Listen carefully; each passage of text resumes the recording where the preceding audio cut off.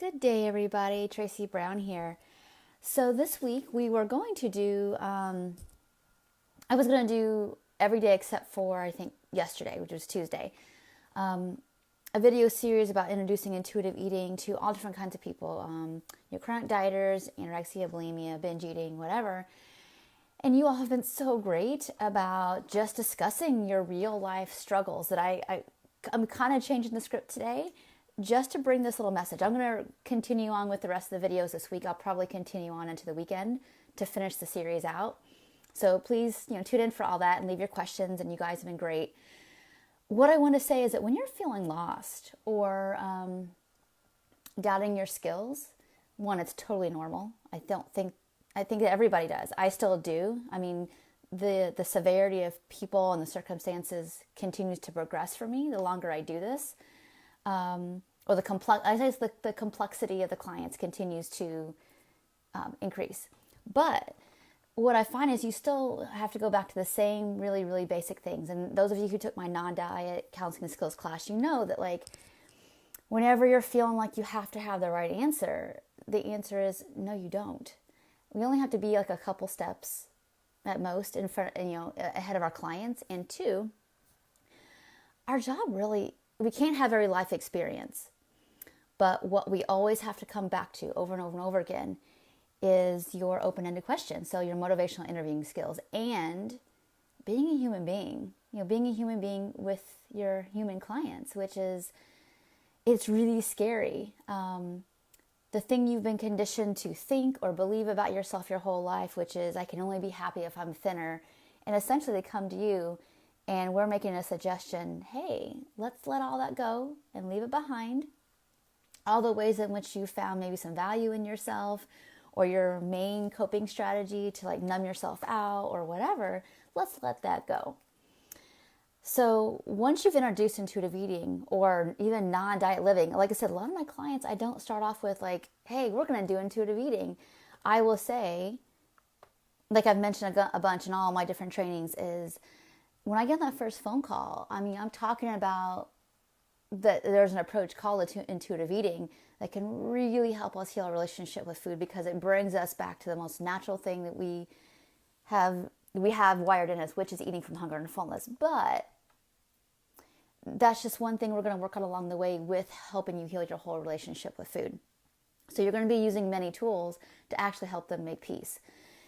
And so some of your clients are going to come in and there's going to be some gentle structure, not full-on meal planning unless they really need it. You're going to have clients who are undernourished at all different weights that are going to need some structure. So if you're joining live, please go back at the beginning because it got real really quickly in this talk already. So please go back to the beginning. But if you're still following along with me now, is that, our first tool isn't teaching intuitive eating. Our first tool is we are providing safe, contained space for people to be able to process some of their thoughts about food and body, their feelings, their beliefs about food and body. And our job is to listen and then challenge in a way that provokes I wonder what your body feels about that. I know you feel I hear you saying that you feel like you'd be happier if you lost 5 pounds or 30 pounds or whatever it is. And I'm wondering, when is the last time you weighed 30 pounds less? And what was your life like? So you really want to get into, here's that belief system around their body, let's say. And where did they know that's true? How old were they? And these are all things that you hopefully are done in your first session assessments, is to really get into some of the roots. And you can't get every little detail of first session. But again, I think I've talked about first sessions many, many times in videos here, of course, in the trainings. And I think even on my YouTube channel, I have a couple I was thinking about first sessions, and I did a couple other lives on there that probably nobody's ever seen, but they're there too. But we are really trying to understand the foundation of how come they have this base and why it's so scary to let go of. Once you know that, you are directing them to something. They're taking risks, but we're directing them to something that's potentially more life-affirming and stable. It's yeah, I get it. that it feels like if you lost weight that you could like your body again. But the truth is that you've done that. And I'm wondering how much you liked your body then, even with a weight loss. And they might say that they liked it much more. And okay, then what? So you liked your body more, but what was happening in your life, and how come that didn't stay? How come that wasn't sustained? So you have all these different avenues to go down. Is it truly that they were happy, or they just felt relief, or less shame, or they really more empowered, or maybe they felt better, they got more attention, and that was all true. That's true for a lot of people, that they got more attention, they got more affirmation. All these things happened, and yet, what did they have to do to stay there? Or what did they have to give up of themselves, of their soul, or just in their daily mind, what they thought about and what they had to do? And that's the reason they're here to see you, is that it's feeling like that it's not working anymore, or it's not worth the price. And so that's how you make intuitive eating more of, for lack of a better word, a sell. Because it's like, here is something that's not going to do you harm, and that you're naturally born how to do, that we just need to rediscover how to do it. So that's where you bring back in like this containment. It's like, you can't always deal with all these different issues at one time, but what you can do is like make the case for how this is an alternative, that this isn't going to hurt you. Let's keep working on the body image and healing some of that.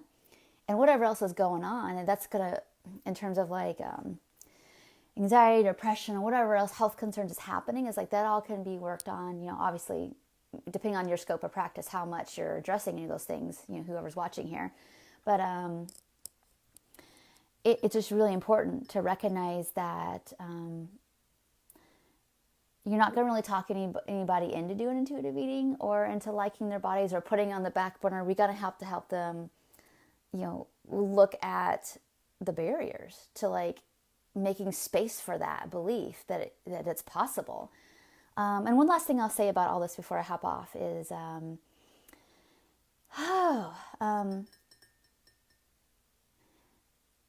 just sighing and pausing a second, because I have so much to say. I could sit here and talk for 6 hours. And so I'm trying to like give you one last little really good nugget to take away, because I could list 10 right now. Is that, I do a lot of, I do a lot of teaching around intuitive eating, but what I really do is a lot of containment around fear. And how I do that is, I know you're really afraid about this. I mean, this has been the bedrock of how you feel like you can get care or be heard or whatever for like 5 years, 10 years, 40 years.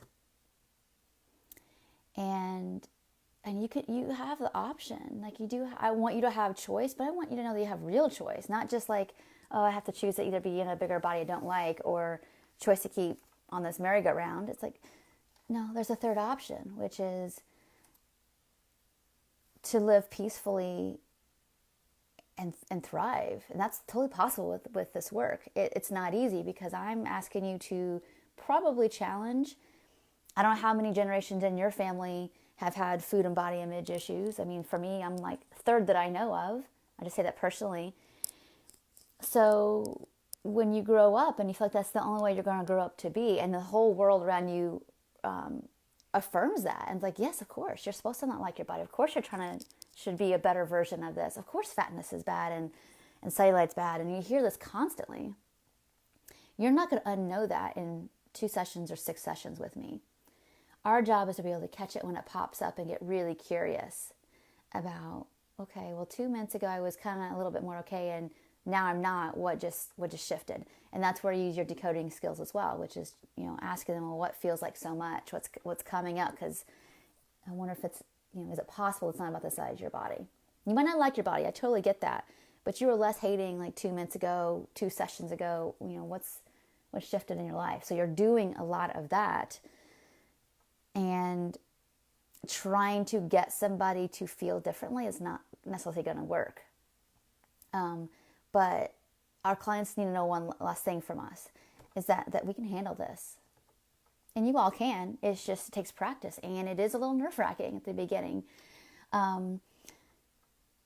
And, that's the point I do these videos. This is the point why I'm always hammering on supervision and training, is because most of us didn't get this kind of training to be able to really be able to hold space for people's really heavy, challenging stuff, their fear, their rage, their shame. This is all super important that we learn how to do that kind of stuff. So I don't say constantly talk about training and supervision just for the sake of you should do it, or you should do it with me or somebody else, or you should be paying people to do it. It's not about that. It's about this work could be easier for you if you continue to study and just sometimes take risk. I mean, I did tons of supervision. I don't know anybody who's probably done more supervision than I have. I mean, there's somebody who's done as many, I know for sure. I used to do hours a week in the first 3 years of doing this work. So there's that. But I still felt nervous every session. And when I have new clients, I still sometimes feel nervous. Or if I have a client that's just going through some really heavy, hard stuff, and I can feel that bubbling emotion before they even start talking, what's going on, I can feel in my system too. And our job is the more regulated we can get, the more it's okay, they're feeling some stuff. It's not my job to make all that go away for them, but I can help them have a safe space to have it and contain it. Once you feel more comfortable with that, all these things that people talk about, their weight, their readiness, whatever, it's not going to feel so scary anymore. It's just going to be, well, yeah, of course they feel this way. And, a lot of this is just honestly a matter, you guys, of time and of practice and of training, and as well as doing your own work. So I want to nutshell all that. It doesn't mean that things set scripts that I write out and give away, or other trainings that people do that are, here's a PDF and here's a thing. Those things are really helpful. I learned so much from all those kind of things, but we have to start practicing those and know that we're not going to probably get it right, that we can repair our mistakes usually, and it's going to be okay. So I guess that this is the last statement I'll make is be willing to ask some questions that feel like they're on the edge of your comfort zone. See what happens. If you have a client who's pretty easygoing, take some bigger risk, and tune into what you feel like that they can handle as well, So anyway, like I said, I can ramble on about training and coaching for counseling skills for hours, but you don't all have time to listen to videos for hours, at least daily. So anyway, I'll be back in tomorrow morning to go back around to intuitive eating and chronic dieters, and typically in the first couple sessions. So Monday was about just those very first calls of getting people ready for what you offer with intuitive eating, and the rest of the week will be today's Wednesday already. Gosh, I'll be doing videos probably Wednesday. I'm gonna go into the weekend this week. So if I'll be around in the mornings probably Eastern time. Between 8:30, 9:30, something like that most days. So if you want to catch more, let me know. You guys have been asking great questions this week. Please keep it up and supporting each other. It's been great. So I'll talk to y'all soon. Take care.